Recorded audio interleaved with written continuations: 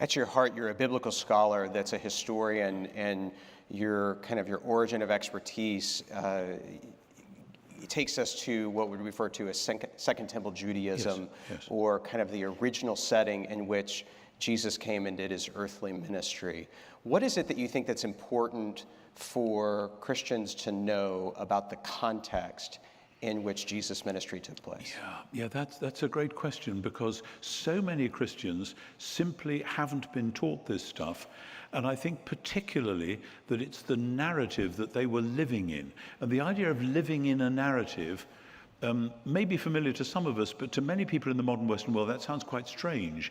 There are many countries in Europe where, because of wars and rumors of wars going back hundreds of years, many people in Central Europe have in their heads a narrative that they, the next door country, took that bit of territory from us in 1635 or whatever it is, and one day we're going to get it back. And many people live with those narratives, and they may not take them very seriously, but they're there. Now, the Jewish people of Jesus' day had this massive narrative, call it scripture if you like, which focuses on certain key points, like Isaiah 40 to 55, Isaiah 40 to 55, I'm American now, or Daniel chapter 9, which are about God's long-term promise to rescue Israel, to return himself in triumph to defeat all powers of evil, and to become king.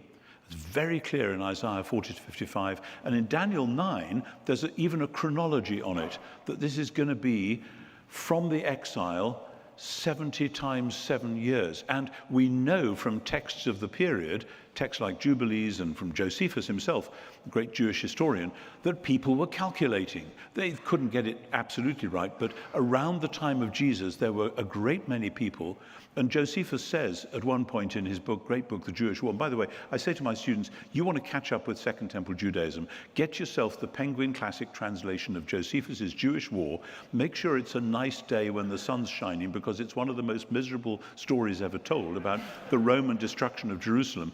But the thing is, Josephus is an odd guy, but he was there. He knew what was going on. He knew the people. He knew what the smell of the place was like. And the point is this. He says, there was an oracle in the Jewish scriptures which foretold that at that time a world ruler would arise from Judea.